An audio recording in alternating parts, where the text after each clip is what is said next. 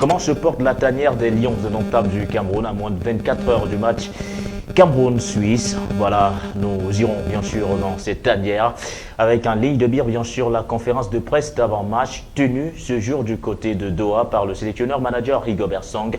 À ses côtés, le milieu de terrain du Cameroun, Samuel Umguit. Globalement, il y règne bien sûr de la sérénité. Nous dirons un mot bien sûr sur cette tanière d'alliance indomptable du Cameroun en ayant également un regard sur les avis d'Éric Maxime Choupo-Moting, Brian Bemo ou encore de Jean-Charles Castelletto. La tanière, comment elle se porte à moins de 24 heures du match Cameroun-Suisse? Élément de réponse bien sûr à suivre dans le cadre de cette édition spéciale veille de match sur les antennes de CFoot Cameroun. Nous parlerons également des sélections africaines engagées à l'occasion bien sûr de cette 22e édition de Coupe du Monde de football. Le Sénégal battu par les Pays-Bas, la Tunisie et le Maroc qui s'en sortent mieux jusqu'ici avec ce point du match nul. La Tunisie d'ailleurs qui a accroché le Danemark, le Maroc qui a tenu en échec les vice-champions du monde en titre, les Croates. 0 but partout, c'est d'ailleurs le score qui a sanctionné les deux rencontres. Nous reviendrons sur ces premières sorties des sélections africaines. Et si le temps nous le permet, nous dirons également un mot sur l'une des premières sensations de cette 22e édition de Coupe du Monde de football. La défaite de l'Argentine face à l'Arabie Saoudite. Un but contre deux, l'Arabie Saoudite a séduit d'entrée. Nous dirons également un mot sur cette rencontre. Pour en parler, c'est un plaisir de les accueillir, des habitués bien sûr de ces différents plateaux sur les antennes de CFoot Cameroun. Yvan Kamoua, journaliste des sports, est également avec nous une fois de plus ce soir. Bonsoir à vous Yvan et bienvenue. Merci Baudelaire, bonsoir et bonsoir également à nos millions d'internautes que je suis très heureux de retrouver ce soir et ce sera un plaisir renouvelé. Permettez-moi la tautologie de partager ce plateau pour cette édition de la Coupe. Et à vos côtés ce soir pour analyser et décrypter l'actualité dans la tanière des Lions indomptables du Cameroun et bien sûr celle des sélections africaines. Alain Denis Écoule, en service bien sûr à CFoot Cameroun. Bonsoir à vous Alain, bienvenue. Bonsoir Baudelaire, bonsoir à tous les internautes. Je suis encore très heureux d'être là ce soir. Très heureux d'être là ce soir, très heureux de vous faire vivre en quelque sorte cette veillée, la veille de match bien sûr sur les antennes de CFoot Cameroun. Allons du côté de la réalisation, prendre cet extrait de la conférence de presse d'avant-match. Le sélectionneur manager Rigobert Song qui est revenu sur l'état d'esprit général qui règne actuellement dans la tanière. C'était tout à l'heure en conférence d'avant-match. Déjà, je dirais tout simplement que tout a été déjà fait. Donc, on attend juste que nous soyons sur le terrain demain pour que nous démontrons de quoi nous sommes capables. Donc, on est prêt. On attend juste le coup d'envoi pour que nous puissions démontrer de quoi nous sommes capables. C'est que, vous savez, il y a... je dirais qu'aujourd'hui, si nous parlons du football, c'est plus ça qui compte aujourd'hui. Si on allait dans ce sens, c'est que l'Argentine allait gagner hier. Donc au niveau du classement, donc ça n'a rien à voir. Mais c'est sur le terrain, je pense qu'aujourd'hui, nous respectons nos adversaires et nous ne sommes pas aujourd'hui l'équipe du Cameroun dans cette compétition, nous ne sommes pas nouveaux. Nous avons toujours participé à cette Coupe du Monde. Nous savons très bien ce qui nous attend. Et voilà, donc demain, nous verrons bien si on va nous juger par rapport au classement que nous avons ou par rapport à quelque chose d'autre. Donc, on respecte, mais nous sommes venus. Nous savons d'où nous allons, mais personne ici ne sait là où il va s'arrêter. Donc, nous sommes concentrés et je pense que demain, on va faire tout pour avoir... Il est plutôt serein, le sélectionneur des Lions indomptables du Cameroun, Rigobert Song. La sérénité transpire actuellement Yvan Kamoua dans la tanière. Forcément, une très bonne façon de préparer cette première sortie des Lions indomptables du Cameroun, notamment face à la Suisse. Je pense que la sérénité, c'est une chose dont le Cameroun aura besoin pour aborder ce premier match de poule demain face à la Suisse. J'ai envie de croire en la franchise du discours du sélectionneur quand on sait que les dernières semaines au sein de cette tanière n'ont pas été de tout repos, eu égard notamment aux résultats peu reluisants de cette équipe qui ont parfois amené, qui ont fait germer quelques critiques. Et c'est forcément pas l'ambiance ou l'environnement idéal pour préparer de façon sereine.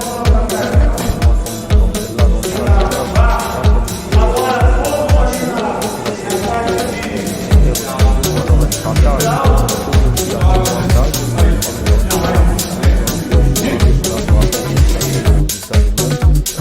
donc alors, Ivan Kabwa parle bien sûr de ses résultats durant les matchs de préparation.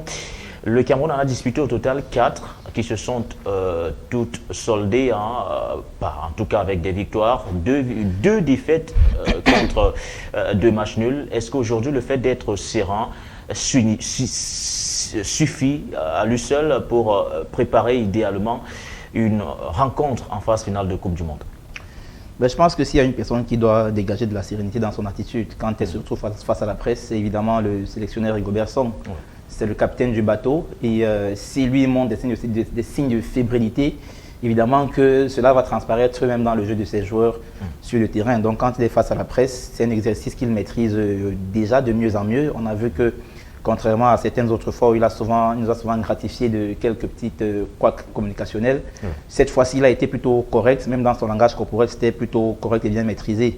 Donc c'est une sérénité qui est normale, qui est logique, qui est compréhensible. Après, est-ce que les dernières rencontres prêtent vraiment à sérénité? J'ai envie de dire non, parce que évidemment, elles nous ont permis de voir un certain nombre de lacunes dans le jeu de nos Lions, indépendamment du résultat, ou alors des résultats qui n'étaient pas assez bons. Après, dans le jeu, dans le contenu aussi, il y a eu beaucoup de choses qui ont été dites. On a vu beaucoup de joueurs un peu essoufflés, on a vu beaucoup de joueurs qui ne donnaient pas assez de garantie de pouvoir jouer des matchs de niveau Coupe du Monde. Après, il y a du temps qui est passé. Les joueurs se sont préparés avec l'ensemble du groupe et l'entraîneur. Et on ose croire que tout ce temps-là a permis de travailler et de peaufiner les derniers réglages pour pouvoir offrir au Cameroun et aux Camerounais demain un bien meilleur visage face à la Suisse. C'est pour vous relancer, faisant fi d'ailleurs de toutes ces lacunes observées durant les matchs de préparation, y compris d'ailleurs les résultats engrangés jusqu'ici. Le sélectionneur a dit ces joueurs sont prêts à en découdre. Ils attendent ce moment depuis pas mal de temps maintenant. De votre regard de journaliste de sport, vous pensez aujourd'hui que ce groupe des Lions indomptables du Cameroun est prêt pour ce mondial? Ben écoutez, le juge de paix dans ces affaires, c'est le terrain. Au-delà des déclarations, on sait que chez nous, on est désormais spécialiste. Ou alors on s'est spécialisé dans les grosses déclarations, parfois pompeuses. Mais après, je pense que le juge de paix de cette affaire, c'est sur le terrain. Je ne me lancerai pas dans des imprécations. Non, je suis Camerounais. Et en tant que Camerounais, j'ai le devoir de soutenir mon pays. C'est vrai qu'on est journaliste, mais on a aussi au fond de nous ce devoir-là de faire, je ne dirais pas union sacrée comme tout le monde, mais je dis de faire montre d'une certaine responsabilité, même dans nos prises de parole, même dans nos gestes. Et donc, fort de cela, je pense que en tant que Camerounais, j'attends de voir une bonne équipe demain. Maintenant, est-ce que les Lions sont prêts? Je préfère encore le dire comme ça. Le stade, le terrain, demain va nous dire s'ils sont prêts effectivement parce que ils sont bien entraînés. On sait qu'aujourd'hui, il n'y a pas de joueurs véritablement blessés. Si on enlève évidemment Olivier Ncham, qui est quant à lui, d'après nos informations, forfait pour demain. Pour le reste, le groupe est au beau fixe. Donc, je crois qu'ils ont travaillé. Demain, c'est le véritable, je dirais, galop d'essai parce qu'en fait, c'est demain qui nous donnera le ton de l'entrée en matière du Cameroun dans cette Coupe du Monde-là. Si ça se passe bien, évidemment qu'on sera tous heureux. Si ça se passe mal, on sera tous tristes en tant que Camerounais. Mais ce qu'on souhaite à ces Lions-là demain, c'est que ça se passe plutôt bien pour eux. Et bien, Kabwa, quelles sont vos attentes vis-à-vis de cette sélection du Cameroun qui, dans moins de 24 heures, va devoir en découdre avec la native suisse? Alain Denis vient de parler de dissiper les doutes. Je pense que ce sera ça le premier élément que personnellement j'observerai lors du déploiement de cette équipe. Et quand on parle de doute, c'est par rapport au jeu, parce que jusqu'ici, depuis que cet encadrement technique est là, une identité claire de jeu tarde à se dessiner. Ils ont parfois déclaré dans les discours que c'était une façon pour eux de cacher leur jeu. Et donc demain, on verra si effectivement il y a un décalage entre le mauvais visage affiché par les Lions lors de leur dernière sortie en match amicaux et le visage qu'ils afficheront demain. Et après, chacun pourra se positionner si oui ou non l'entraîneur et son staff technique avaient eu raison de dire qu'ils cachaient leur jeu. Parce que dans cette poule, moi j'aime souvent le dire, on a pratiquement hérité de la poule la plus compliquée. On commence par l'adversaire a priori sur le papier le moins difficile de nos trois adversaires. Et donc c'est pour moi la rencontre qui va nous permettre de rentrer dans la compétition, et donc il faudra le prendre par le très bon bout. Et qui dit bon bout dit justement en termes de contenu dans la production de jeu, afficher un visage qui va trancher avec le visage peu reluisant qu'ils ont montré lors des précédents matchs. Et donc ce sera pour moi cet ensemble d'éléments que j'observerai lorsque je verrai cette équipe évoluer, pour voir si effectivement les doutes que nous sommes construits au regard des performances petites dans le contenu qu'ils nous ont présenté récemment vont être dissipés ou pas. Nous allons aller du côté de la réalisation, bien sûr, prendre cette composition d'équipe probable, composée d'ailleurs par la rédaction de Seafoot Cameroun, dans un schéma classique, un 4-3-3 habituel jusqu'ici utilisé par le staff des Lions indomptables du Cameroun, avec bien sûr dans les buts André Odana, une défense à 4, Nicolas Nkoulou, Jean-Charles Castelletto à plein axe, Faye Collins du côté droit, bien sûr, Edo Tolo du côté gauche. Au milieu de terrain, suite au forfait annoncé jusqu'ici par Olivier Tchama, on devrait donc retrouver dans l'entrejeu Samuel Umguit en véritable sentinelle juste devant la défense, Martin Angla, Franck Zambo Anguissa, et le secteur offensif serait évidemment conduit par Karl Toko Ekambi, Brian Bemo ou encore Eric Maxime Choupo-Moting. Ça, c'est la composition probable d'équipe. Donc, en prélude bien sûr à cette rencontre qui se disputera demain. Le premier constat qui se dégage sur cette composition d'équipe, Alain Denis, c'est qu'on retrouve un joueur en pointe. Il s'agit d'Eric Maxime Choupo-Moting. Est-ce qu'il pourrait être, selon vous, le facteur X de cette rencontre? Je pense que sur la base de ce qu'il a montré depuis un certain nombre de temps déjà en club et même en sélection, oui, il pourrait être le facteur X. On sait que demain, on sera face à une équipe qui, sur le papier, est évidemment plus forte que nous. Et donc, les quelques occasions qu'on devrait avoir, on doit pouvoir les transformer rapidement. On doit pouvoir être clinique. On arrive dans un contexte où les nations africaines qui sont déjà produites jusqu'ici, en l'occurrence le Sénégal, la Tunisie et le Maroc, n'ont jusqu'ici inscrit aucun but. Et donc, la responsabilité est désormais sur les épaules du Cameroun et de ses joueurs pour pouvoir, n'est-ce pas, peut-être, entre guillemets, briser ce signe indien en inscrivant ce premier but africain. Et lorsqu'on est dans l'équipe du Cameroun et qu'on l'observe, évidemment que c'est Choupo-Moting qu'on pense directement. Et d'ailleurs, selon nos informations, on l'a encore dit, il devrait être titulaire demain à la pointe de l'attaque. Et donc, quand il est place de Vincent Boubacar, le capitaine. Effectivement, donc c'est à lui que reviendra cette responsabilité de pouvoir terminer les actions offensives des Lions indomptables. Il est plutôt en feu ces derniers temps. Il marque but sur but avec le Bayern. Avec les Lions, dernièrement, on a vu en une seule période, en quelques 2 minutes, il a réussi à mettre un but.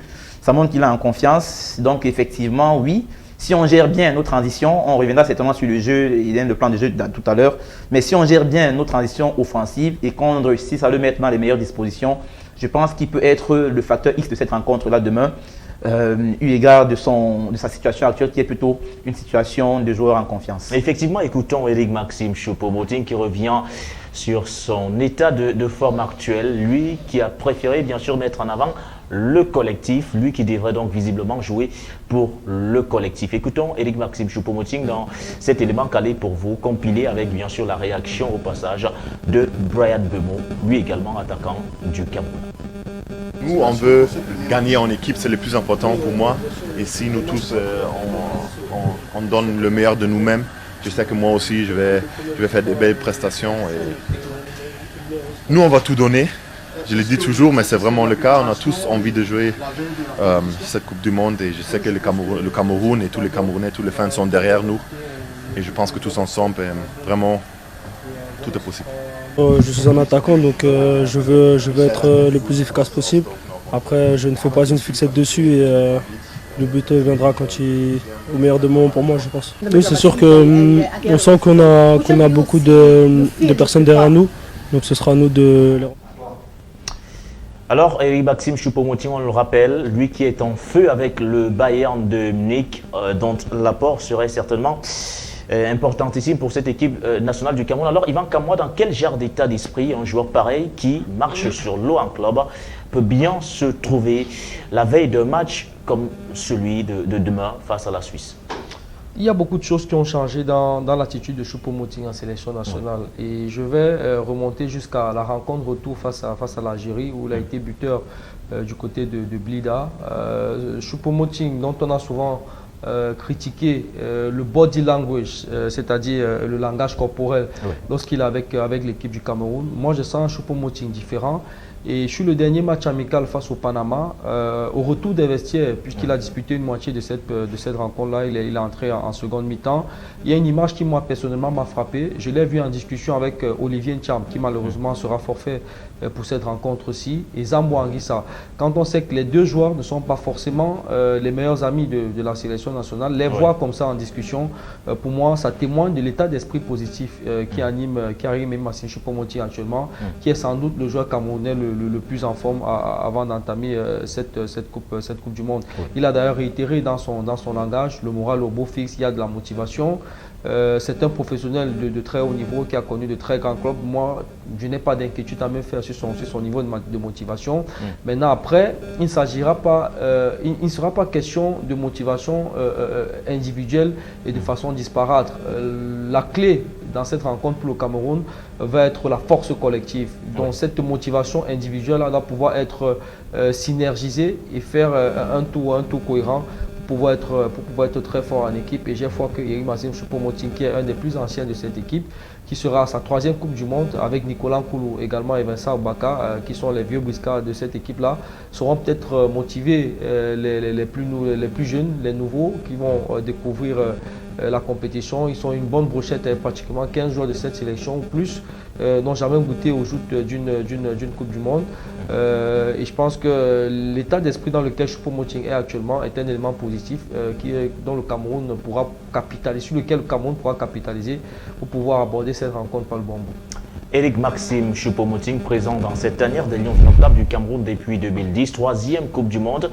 Le constat également qui se dégage à Lens, c'est que on n'a jamais vu un Choupo-Moting aussi bien en forme.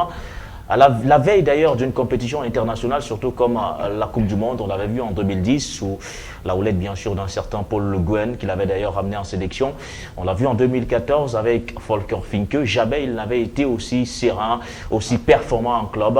Là, on le retrouve bien mentalement. Qu'est-ce qui a changé selon vous dans le jeu de Choupo-Moting entre la période 2010 et celle de 2022? Ben, ce qui a changé dans son jeu, c'est clairement qu'il est devenu désormais un tueur. Il est devenu un fin finisseur. Il est plus clinique devant le but. Et ceci est aussi la conséquence du collectif dans lequel il a réussi à se fondre du côté du Bayern de Munich. Parce que quand on regarde ses anciens clubs, que ce soit au Paris Saint-Germain, que ce soit à Schalke 04 ou encore en Angleterre où il est passé, c'est des clubs dans lesquels il n'a pas forcément toujours été dans les dispositions psychologiques comme celles dans lesquelles il est actuellement avec le Bayern de Munich. Donc, à partir de là, aujourd'hui, le Bayern, on va dire quoi, c'est 100% confiance pour lui. Et donc, cela se répercute évidemment dans ses performances. Donc, c'est un Choupo qui a augmenté à sa palette de jeu le côté finisseur, le côté tueur. Et c'est la raison pour laquelle, heureusement, on a ce Choupo-là qui... contrairement à d'autres joueurs qui sont souvent très bons à un certain âge, je vais dire 28, 29 ans, lui, c'est presque à la fin de sa carrière qu'il devient très bon. En fait, aujourd'hui, c'est comme du bon vin qui se bonifie avec le temps. Et voilà. Et donc, nous, on est heureux de le voir. Donc, pour finir définitivement avec, je pense que c'est le fait qu'il soit devenu désormais un fin finisseur et quelqu'un qui sait faire jouer les autres. D'abord, ça, il savait déjà le faire, mais qui, en plus de ça, a ajouté le côté tueur, le côté finisseur. Et ça, on le voit du côté du Bayern de Munich. Et c'est la conséquence de la confiance qu'il a réussi à engranger au fil des temps et au fil des jours du côté de l'Allemagne. Messieurs, parlons de ce forfait qui pourrait bien sûr se confirmer dans les toutes prochaines heures, celui d'Olivier Ncham. Je parle bien sûr au conditionnel parce que tout à l'heure, en conférence de presse d'avant-match, Le sélectionneur manager Rigobert Song disait qu'il allait s'entretenir avec les équipes médicales pour voir si Olivier Thiam serait dans de très bonnes dispositions physiques afin bien sûr de disputer cette rencontre de demain.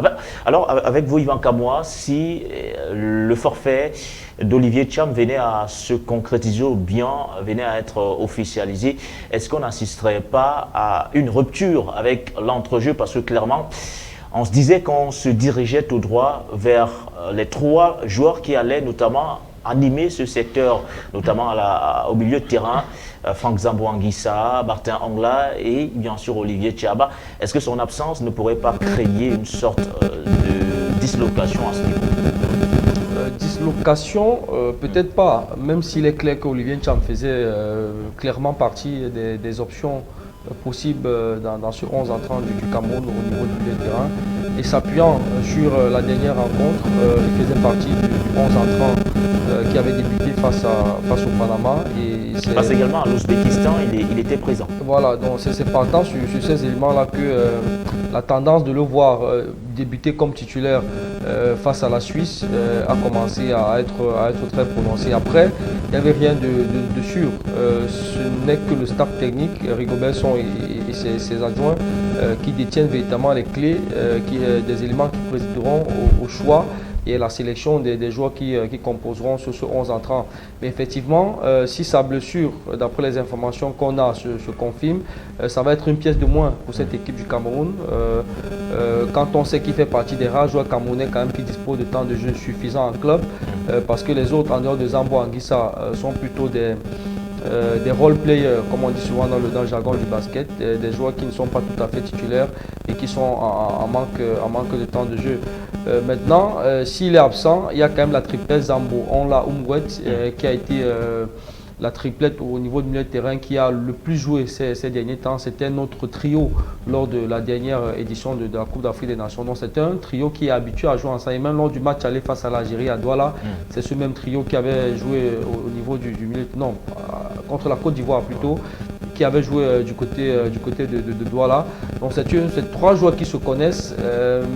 Après, est-ce que cela suffira par rapport à l'adversité que va nous imposer cette équipe suisse? Il faudra attendre le match de demain pour voir quelle sera la physionomie de la rencontre et dans quel état de forme ces différents joueurs-là vont entamer la rencontre.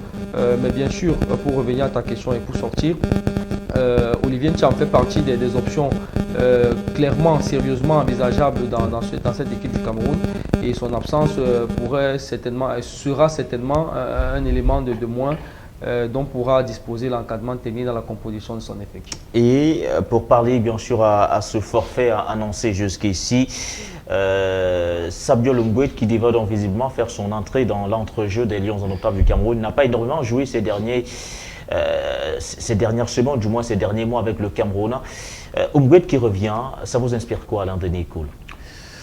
Umwet qui revient, ça m'inspire beaucoup plus de certitude. Alors ça peut paraître un peu curieux, mais plus de certitude. Pourquoi? Parce qu'Yvan l'a d'ailleurs dit dans son propos, s'il y a une triplette dans l'entrejeu des Lions qui a le plus de repères, c'est évidemment la triplette Umwet, Ongla et Zambo Anguissa. On sait tous que Zambo Anguissa et Olivier Thiam, c'est un seul match ensemble, alors un demi-match même, parce que c'est le match contre le Panama. Et on a tous vu que la présence de Zambo Anguissa a eu comme une sorte d'effet inhibiteur au niveau de la performance de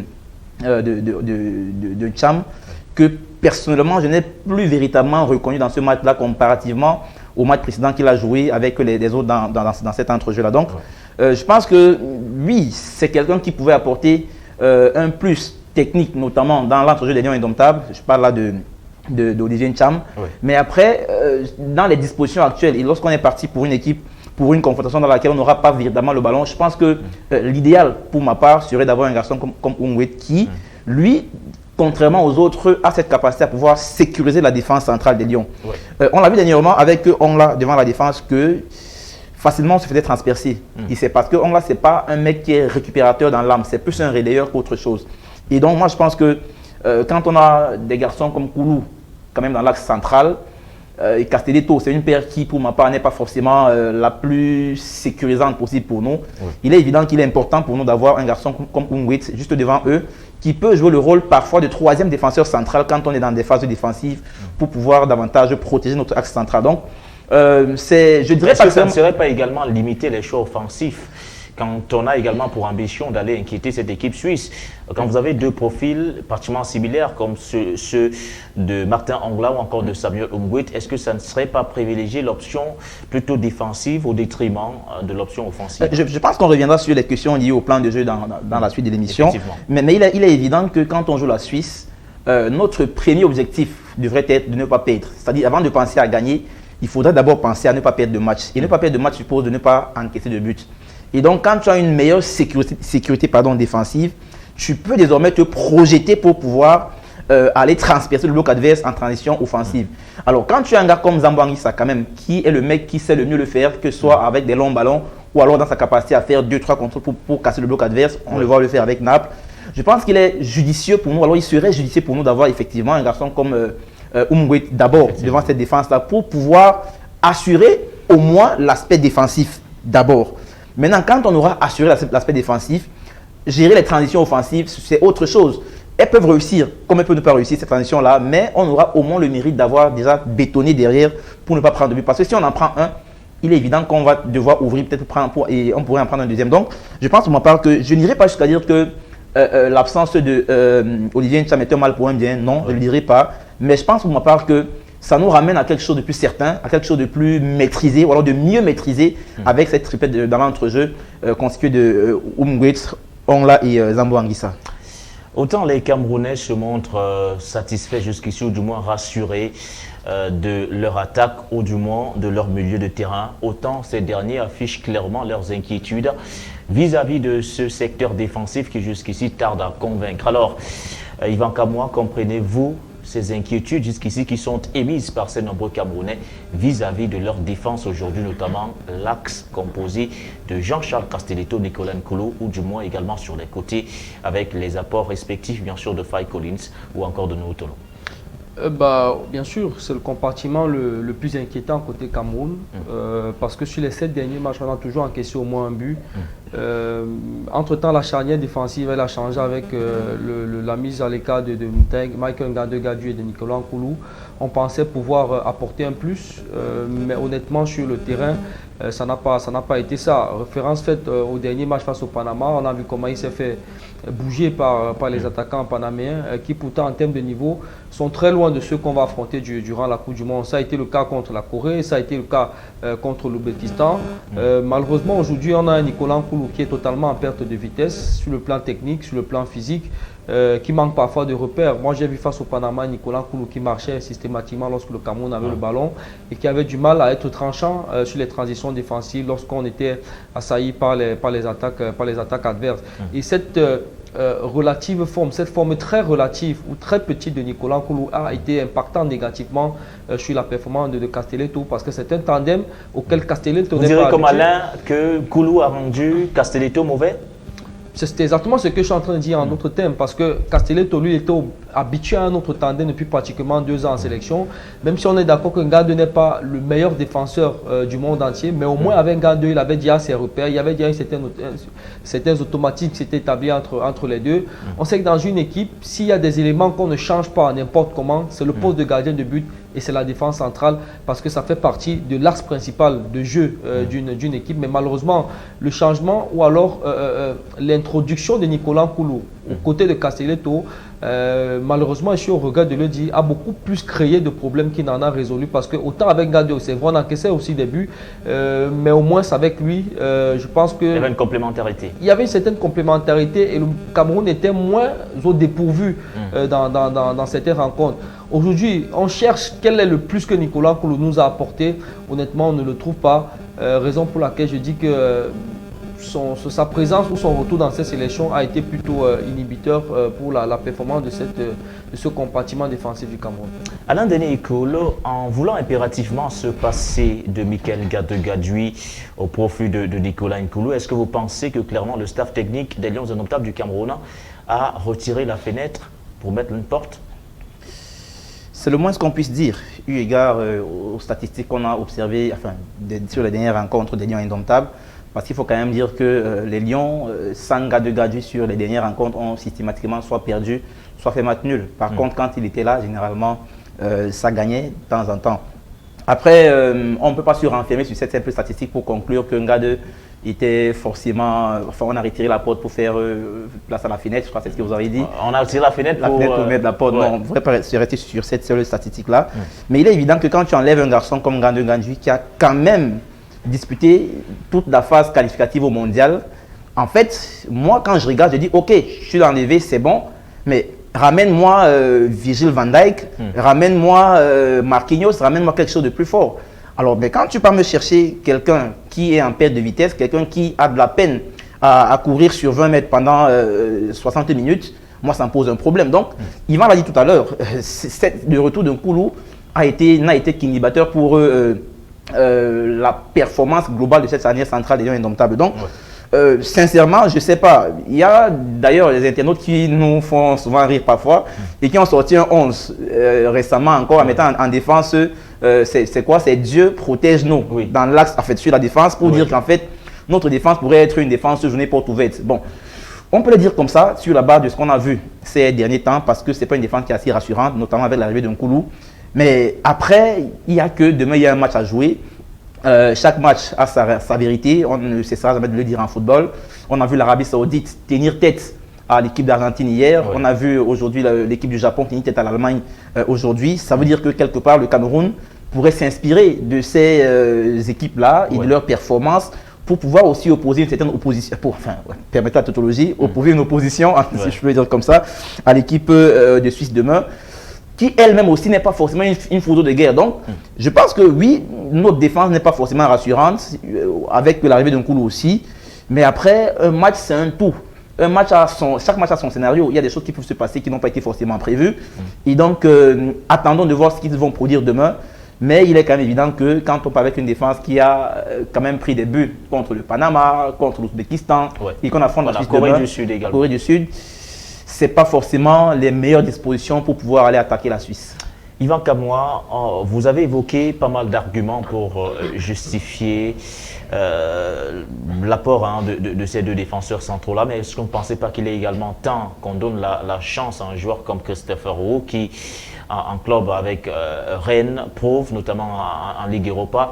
Est-ce qu'il n'est pas temps aujourd'hui qu'on essaie véritablement de donner de la chance à ce jeune joueur-là, au regard bien sûr de tout ce que vous avez avancé comme argument concernant notamment l'apport de Nicolas Nkoulou? Le problème avec ce type de choix, c'est qu'en sélection nationale, Christopher Roux n'a pas de référence sportive. C'est un joueur qui a une certaine qualité. Tu as évoqué ses performances du côté de Rennes, quoique je dois quand même rappeler au passage qu'il ne fait pas partie des titulaires de cette équipe de Rennes, entraînée par Bruno Genesio. Il a parfois eu du temps de jeu en Ligue Europa. C'est un joueur qui a un certain potentiel, je le disais il y a un moment.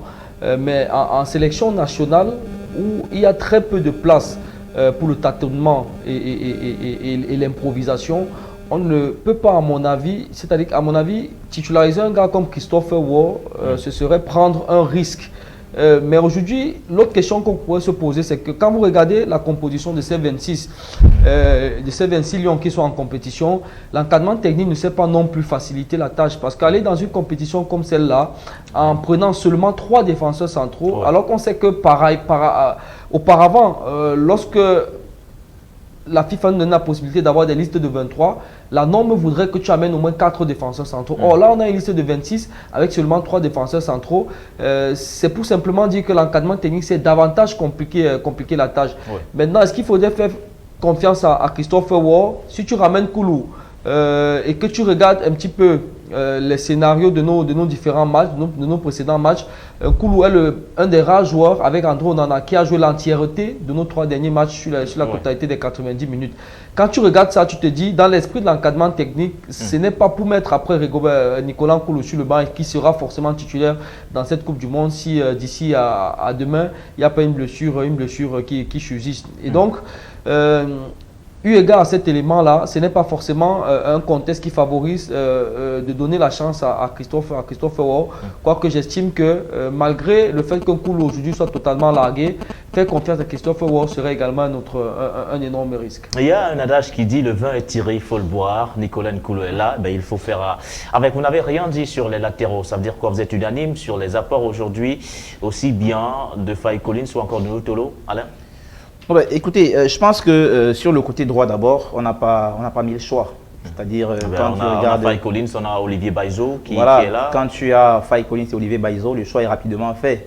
On a fait des petites courbettes à Sacha Boy, mais il a refusé de venir avec les Lions. Du coup, on doit faire avec ce qu'on a. Et ce qu'on a aujourd'hui, c'est Faye Collins et Olivier Baïzo. Et demander à un enfant du cours élémentaire, qu'est-ce qu'il faut aligner, il vous dira que facilement c'est Faye Collins. Parce qu'Olivier Baïzo, sincèrement, c'est pas assez rassurant avec les Lions depuis qu'il est dans cette équipe-là. Maintenant, sur le côté droit, le côté gauche, pardon, tu as là-bas nous, Tolo et Enzo Ebosse qui font figure, enfin qui sont les deux défenseurs latéraux gauche qu'on a amenés en Coupe du Monde. Le staff des Lions aujourd'hui a des références et des repères avec nous, Tolo. On l'a déjà vu, on sait ce qu'il peut déjà proposer. Mais quand on voit la gestion globale des joueurs de ce poste-là depuis 2, 3, 4 matchs, on se rend bien compte que le choix de Rigobert a été fait depuis très longtemps et que c'est Tolo qui va jouer. On n'a pas donné suffisamment de temps, à mon goût, à Enzo Ebosse de pouvoir s'exprimer et de pouvoir effectivement montrer de quoi il pourrait être capable au poste de latéral droit, de latéral gauche, pardon, chez les Lions indomptables. Donc, c'est un peu comme si vous avez deux enfants et vous exposez un pour qu'il montre de quoi il est capable, mais l'autre, vous le maintenez dans la maison pour qu'il n'ait même pas la possibilité de montrer de quoi il est capable. Donc, je pense que c'est ce que le staff a fait et aujourd'hui, est-ce qu'on pourrait lancer... Mais en termes de sérénité, est-ce que ces deux postes aujourd'hui vous suscitent cette sérénité ou du moins on peut dormir tranquille aujourd'hui en se disant clairement ils ne se feront pas dépasser? Non, mais ce qui est sûr, c'est qu'effectivement, le Cameroun n'a pas les latéraux qui sont parmi les meilleurs au monde. Même Faye Collins, qui fait office de meilleur risque sur le côté droit, c'est quand même l'Arabie Saoudite, son club. En Arabie Saoudite. L'Arabie Saoudite a battu l'Argentine. Oui, c'est le pays qui a battu, mais c'est pas le club de Faye Collins qui a battu l'Argentine. Donc, quand un latéral gauche, droit, pardon, joue en Arabie Saoudite et qui doit affronter Neymar, Rafinha, Vinicius, Mbolo, évidemment qu'on peut être inquiet, on peut avoir le cœur sur la paume de main. Mais c'est ce qu'on a et on doit d'abord pouvoir faire avec. Et le meilleur risque, je l'ai encore dit tout à l'heure, c'est Faye Collins à ce poste-là. Maintenant, pour ce qui est sur le côté gauche, pour chuter définitivement là-dessus, évidemment que si vous me posez la question de savoir lequel, pour moi, serait le meilleur risque pour les Lions, je vous dirais Enzo Ebosse, parce que le mec joue à Udinese, il est titulaire. Et Udinese, c'est plusieurs crans au-dessus de la MLS. Voilà, Seattle, la MLS où joue nous, Tolo. Et en plus, on a tous vu la progression de Enzo Ebosse depuis la France, où il est quitté pour aller du côté de l'Italie. Donc, pour moi, ça pourrait être de meilleurs risques. Mais après, on a bien vu, je l'ai encore dit tout à l'heure, que Rigobert Song et Sébastien Ligné ont fait un choix depuis très longtemps. C'est le choix de nous imposer nous, Tolo, comme latéral gauche titulaire. C'est la raison pour laquelle, à chaque fois, même quand on estime qu'il faut tester quelque chose d'autre, on nous le remet toujours. On a vu sur les deux matchs amicaux récemment encore, que ce soit contre le Panama ou encore contre l'Ouzbékistan, ou même encore le match précédent contre la Corée du Sud, on a insisté et persisté avec nous, Tolo. C'est la preuve que quelque part, le choix est déjà fait et qu'on est plus dans une logique à vouloir le rôder davantage pour qu'il puisse s'acclimater, enfin pour qu'il puisse prendre définitivement ses repères dans cette équipe-là, pour le maintenir comme le titulaire indiscutable. Donc, oui, je veux bien voir Enzo Ebosse, mais malheureusement pour moi, ce n'est pas ma volonté qui sera exaucée, c'est plutôt celle de Rigobert Song qui lui a fait le choix de composer avec Notolo. Est-ce qu'il faudrait qu'on s'attarde sur le secteur de gardien de but, puisqu'on le sait, le choix numéro 1 aujourd'hui est bien sûr porté sur André Onana, le gardien de l'Inter de Milan du côté de la Serie A italienne. Le deuxième gardien étant bien sûr Davis Epassi, le troisième étant Simon. Je vais m'arrêter à Simon parce que derrière je ne voudrais pas écorcher son nom. Messieurs, pour définitivement sortir de cette thématique autour des Lions indomptables du Cameroun, parlons du plan de jeu qui serait le mieux approprié pour cette équipe du Cameroun face à la Suisse. D'aucuns estiment que les Lions indomptables du Cameroun devraient plutôt chercher à bien défendre avant de procéder en contre. D'autres estiment que clairement, il ne faudrait pas trop chercher à respecter cette équipe suisse, mais qu'il faudrait se jeter à l'abordage afin bien sûr d'aller l'inquiéter. Dans quel camp vous situez-vous, Yvan Kamwa? Non, je fais partie de ceux qui pensent qu'il faut aborder cette rencontre avec beaucoup d'humilité, parce que quand vous êtes le petit pousset, c'est ce que le Cameroun est dans cette poule, et étant donné qu'on était dans le chapeau 4 lors du tirage, quand vous êtes le petit pousset et que vous devez affronter des équipes qui sur le papier vous sont supérieures, la meilleure façon de vous donner de la confiance et de surprendre l'adversaire, c'est de faire preuve d'humilité et de jouer sur vos forces. Malheureusement, quand vous convoquez les précédents matchs du Cameroun, on a du mal à identifier quelles sont les véritables forces de cette équipe. Mais effectivement, quand on a fini de dire ça, ça ne veut pas dire qu'on va aborder la rencontre en victime résignée ou en se disant que le match est totalement plié, même si la Suisse part avec un avantage à mon avis.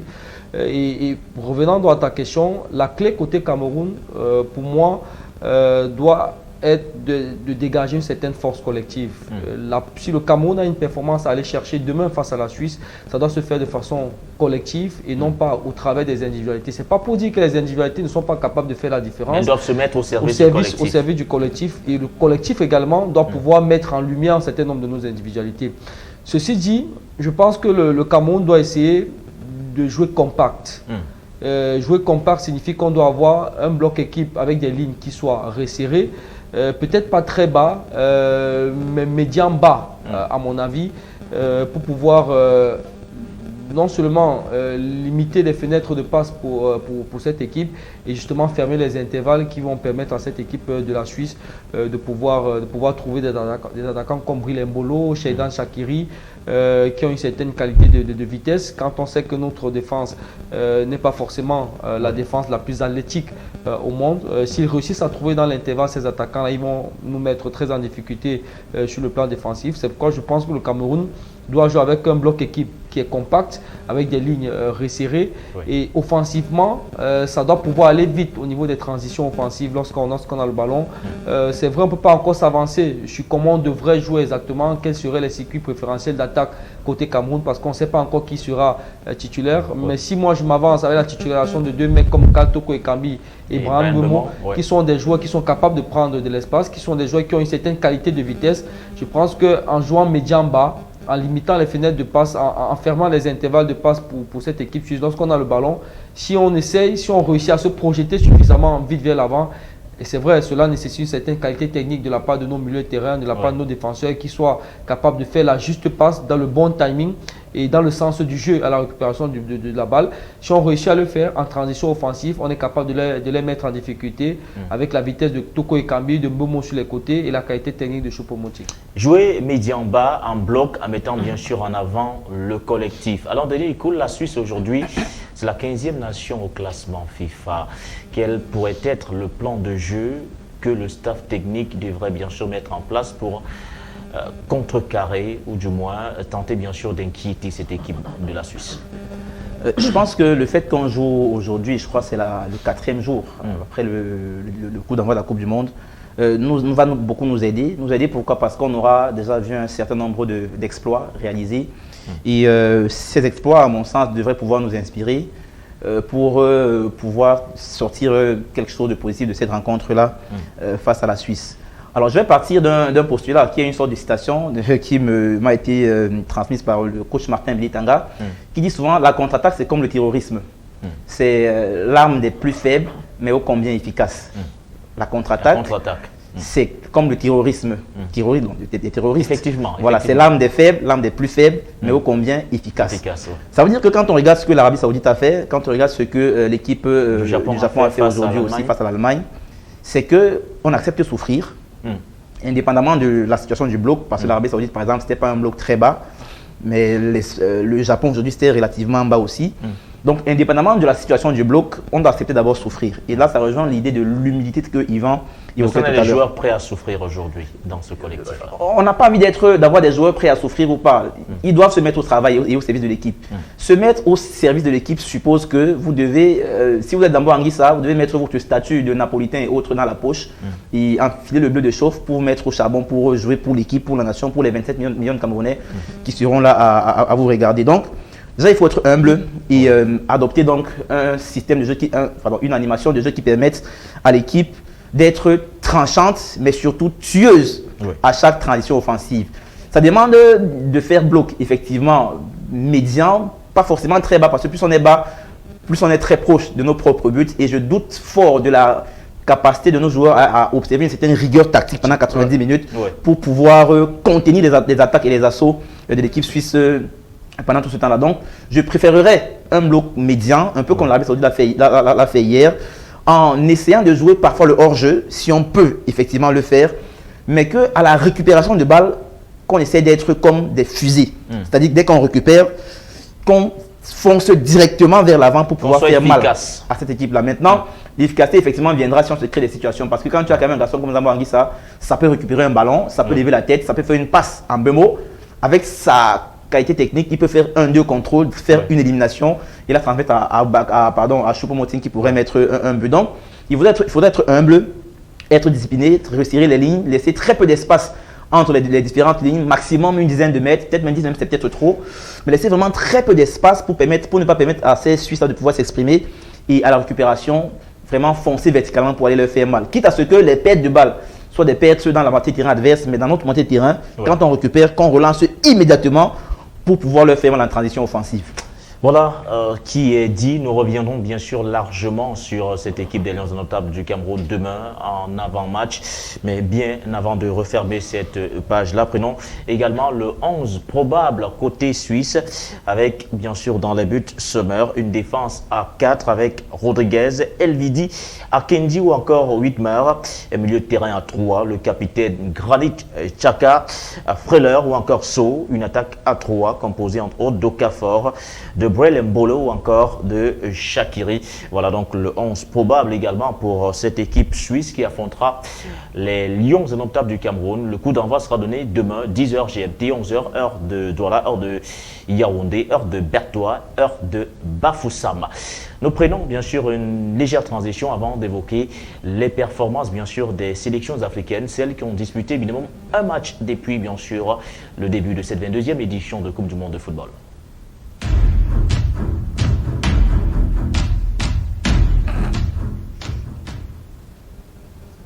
Elles sont 3 à avoir disputé un match depuis bien sûr le début de cette compétition. On va procéder en ordre en évoquant dans un premier temps, Yvan Kamwa, le cas du Sénégal. Le Sénégal qui s'est plutôt montré séduisant, mais en toute fin de match, le Sénégal a fini par craquer en prenant 2 buts coup sur coup. Qu'est-ce qui n'a pas marché dans ce collectif sénégalais? Est-ce que c'est l'absence de Sadio Mané qui a pesé ou alors vous avez l'impression qu'elle a pêché quelque part? Séduisant, déjà, je ne dirais pas autant. On a vu une équipe du Sénégal qui a monté des choses intéressantes, parfois de façon très épisodique, parce que j'estime qu'ils ont manqué de régularité dans la qualité de jeu durant cette rencontre. Pourtant, opposé à une équipe des Pays-Bas, on le disait ici avant ce match, que c'était une équipe du Pays-Bas qui était un peu en rodage et qui n'était pas cette forteresse qu'on a connue par exemple en 2010 avec la génération des Robin Schneider et consorts. Donc le Sénégal est arrivé dans cette rencontre avec beaucoup d'envie. Ça s'est très vite vu dès le début de la rencontre. Par contre, je suis d'accord que Sadio Mané quelque part manqué à cette équipe parce que quand vous voyez le nombre de situations intéressantes offensivement que le Sénégal a réussi à se créer, notamment en première période, et ils ont manqué, ils ont brillé de maladresse. On peut penser qu'avec l'absence d'un gars comme Sadio Mané, ça aurait pu, le sort de certaines actions aurait pu être différent. Maintenant, malgré ce côté intéressant du Sénégal qu'on a vu, je pense que sur la fin de la rencontre, c'est une équipe qui a manqué de pragmatisme. Parce que lorsque vous jouez votre premier match dans un mondial, où vous affrontez l'équipe qui sur le papier est censée être l'équipe la plus forte de la poule, et que vous sentez que les minutes passant dans la rencontre, votre équipe commence à accuser le coup physiquement. Et quand vous accusez le coup physiquement, ça suppose que vous manquez de lucidité et donc vous n'avez plus forcément le coffre, l'énergie pour pouvoir faire un certain nombre de choses. J'estime qu'à ce moment-là, Aliou Cissé aurait dû faire un choix assumé, de reculer un petit peu, de faire reculer un petit peu son bloc et de limiter l'espace à cette équipe, les espaces à cette équipe suisse, à cette équipe hollandaise, pardon, oui. Et cherchant à préserver au moins le point du match nul. On a très bien vu que côté néerlandais, sentant justement qu'il y avait une certaine fébrilité côté sénégalais offensivement, défensivement, et que côté Sénégal, il y avait une volonté de toujours rester dans la même physionomie qu'en début de rencontre, c'est-à-dire qu'une équipe qui continue à sortir, qui continue à aller chercher. Ils ont fait entrer Memphis Depay, ils ont fait entrer un certain nombre de joueurs qui ont apporté de la fraîcheur à l'aspect offensif de cette équipe hollandaise. Et derrière, malheureusement, le Sénégal a pris 2 buts coup sur coup. C'est pourquoi j'estime que sur la fin, c'est une équipe qui a manqué de pragmatisme parce que autant sur les 60 premières minutes de la rencontre, ça a été un Sénégal qui a été très entreprenant sur le plan offensif, qui a montré beaucoup de choses intéressantes dans le contenu du jeu. Autant sur les 25-30 dernières minutes, c'était une équipe sénégalaise beaucoup plus à la peine. qui accusait le coup physiquement et donc qui ne pouvait plus multiplier les efforts qu'elle avait fait durant les 60 premières minutes. Et dans ce cas de figure-là, j'estime que le Sénégal aurait dû reculer, faire preuve de pragmatisme, assumer le recul du bloc pour pouvoir au moins préserver ce point du match qui aurait permis de maintenir leurs chances intactes. C'est vrai, même avec ces défaites-là, leurs chances sont intactes, mais ça devient beaucoup plus compliqué quand vous avez deux équipes qui sont à 3 points, parce que derrière, vous avez 3 points à rattraper et ça complique davantage la tâche. Alain Denis Ikoul, est-ce que vous avez l'impression que cette équipe également du Sénégal a manqué de lucidité et de pragmatisme? Oui, évidemment, je crois que Yvan a été assez clair dans ce qu'il a dit. Mais après, moi, j'aimerais m'arrêter sur les derniers instants de la rencontre parce que je pense que là encore, le Sénégal a beaucoup trop péché. Quand tu prends un but à la 85e minute et que tu es Sénégal toujours face à la Hollande et que tu as 2 autres matchs face à des équipes face auxquelles tu seras beaucoup plus prenable, en l'occurrence l'Équateur et l'équipe du Qatar, évidemment que quand tu en prends déjà un à la 85e, tu ne dois pas t'affoler en cherchant à l'égaliser. C'est-à-dire tu fais bloc bas, tu recules, tu acceptes que ok, on a pris un, on n'en prendra pas un deuxième. Maintenant, si une contre-attaque se propose à toi, s'offre à toi, ben, tu la saisis et tu essaies de leur faire mal. Mais tu ne sors pas comme si tu menais 1-0 et que tu voulais, ou alors 2-0 et que tu voulais mettre un 3e but parce que tu avais dans une certaine sécurité sur le score. Non, donc je pense qu'ils ont été assez naïfs à ce niveau-là. Parce que quand on voit le 2e but qu'ils prennent, ils n'auraient jamais dû le prendre en temps normal. Quand tu en as pris un, tu te sécurises. Après, personnellement, j'en veux un peu à Aliou Cissé, qui, pour ma part, semble avoir péché dans la gestion émotionnelle de la rencontre. Parce que c'est à lui de donner le tempo à ces garçons. C'est à lui de leur dire que voilà, on a pris un but, calmons un peu, essayons d'aller vers la fin du match avec, au pire des cas, cette défaite 1-0, mais n'en prenons pas un deuxième. Mais on a vu le Sénégal aller continuer à faire pression à l'équipe de la Hollande, en se créant même des occasions. Je crois que Bamba Dieng frappe un ballon dans le temps additionnel qui aurait pu rentrer au fond des filets, mais c'est pas passé. Donc, mais par la suite, il y a eu une contre-attaque et c'est sur la contre-attaque qu'on les fusille en leur mettant le deuxième but. Un deuxième but qui pourrait leur être préjudiciable pour la suite de la compétition parce que quand on sait que l'Équateur a quand même battu le Qatar, et que, le même score. Voilà, sur le même score de 2-0, ça leur fait déjà plus 2 en gros d'avirage et au Sénégal moins 2. Donc, et quand on est le Sénégal. En cas d'égalité de points à la fin, ça voilà, ça pourrait. Voilà. Et quand on est le Sénégal, on doit pouvoir savoir que. Ou alors on doit pouvoir tirer les leçons de ces erreurs du passé. On se souvient que la saison, à la dernière Coupe du Monde en 2018, en l'occurrence, le Sénégal se fait éliminer des poules à cause d'une affaire de carton. Discipline. De discipline de carton. Alors, ce n'est pas un aspect lié au jeu proprement, au nombre de buts et autres, mais c'est un aspect disciplinaire. Donc, quand tu sors de ce type de situation, tu dois être plus calculateur que tout le monde. Or, sur ce match hier, sur la fin de la rencontre notamment, le Sénégal a manqué ils n'ont pas été calculateurs, ils n'ont pas été assez sages et mal leur en a pris en prenant ce deuxième but qui pourrait pour ma part leur porter préjudice dans les décomptes finaux. Monsieur, il ne reste plus assez de temps. Je vais quand même vous permettre de dire chacun en 1 minute un mot sur les prestations des 2 équipes du Maghreb qui s'en sortent quand même mieux que le Sénégal, la Tunisie qui a tenu un échec le Danemark, 0 but partout, ou encore le Maroc de Walid Regragui qui revient également avec un match nul intéressant face à la formation vice-championne du monde actuellement. Il s'agit bien sûr de la Croatie. Yvan Kamoa, un mot sur les prestations des Tunisiens et des Marocains en 1 minute. La Tunisie, personnellement, ne m'a pas surpris. Je ne sais pas si c'était ici ou ailleurs que je le relevais. On ne parlait pas beaucoup de cette équipe tunisienne, mais c'est une équipe qui a été très cohérente dans son jeu. Parce que c'était un groupe qui évoluait ensemble depuis un certain nombre de temps. Et sur cette rencontre face au Danemark, elle a bien démontré qu'elle avait de la qualité et qu'elle était capable de résister à une équipe qui lui est supérieure sur le papier. Le Maroc, personnellement, m'a surpris dans le contenu du match que j'ai regardé ce matin, notamment dans l'intensité qu'ils ont réussi à imprimer et à imposer à cette équipe serbe, notamment dans leur milieu de terrain, empêchant la paire Brozovic, Modric et Kovacic. Amala, Amrabat, c'était vraiment du costaud. Je me posais la question de savoir si le Maroc tiendrait cette intensité, notamment le pressing parfois très offensif de cette équipe marocaine. Mais j'ai été agréablement surpris de voir qu'ils ont tenu sur toute la rencontre et d'ailleurs sur certaines situations intéressantes, ils auraient pu marquer, même si globalement c'est la Croatie qui a tenu le ballon et qui a eu les meilleures occasions. Et Alain Denis, un mot sur les prestations de la Tunisie et du Maroc. C'est 2 équipes équipes qui peuvent nourrir des regrets. Quand on regarde leurs prestations dans l'entame de ces deux rencontres, il est évident qu'elles avaient un gros coup à jouer. L'équipe de Tunisie, par exemple, a tiré 13 fois au but, donc il n'a cadré qu'une seule fois. Il y a eu 7 de ces tirs qui ont été cadrés à quelques mètres des buts. Ça vous montre quand même clairement qu'ils ont eu beaucoup de situations dangereuses dans la surface des préparations adverses. C'est une équipe qui a été assez cohérente dans son jeu, avait un plan de jeu assez rigoureusement respecté par ses joueurs. Mais je pense qu'elle s'est jouée un peu de beaucoup trop de malchance et malheureusement ils n'ont pas pu inscrire ce fameux but qui aurait pu les mettre devant leur adversaire. L'équipe du Maroc, elle aussi a été pour ma part assez cohérente dans son plan de jeu. Elle a été assez solide. Ils affrontaient quand même le comment on appelle ça, le vice-champion du monde sortant. Sortant, l'équipe de Croatie, qui certes a perdu beaucoup de ses éléments parce que quand tu as quand même Mario Mandzukic qui était quand même l'homme qui marquait beaucoup de buts lors des dernières années, voilà, Rakitic aussi dans l'entrejeu, évidemment que c'est des pertes qui sont assez notables. Quand tu as Kramaric à la pointe de l'attaque, c'est très loin en termes de niveau derrière un gars comme Mario Mandzukic. Mais après, je pense que le Maroc a joué sa chance à fond. Ils ont été assez cohérents dans le jeu. Ils ont respecté les consignes de l'entraîneur à la lettre. Après, ils n'ont pas eu assez de réussite parce que les occasions et les situations, ils s'en sont créés.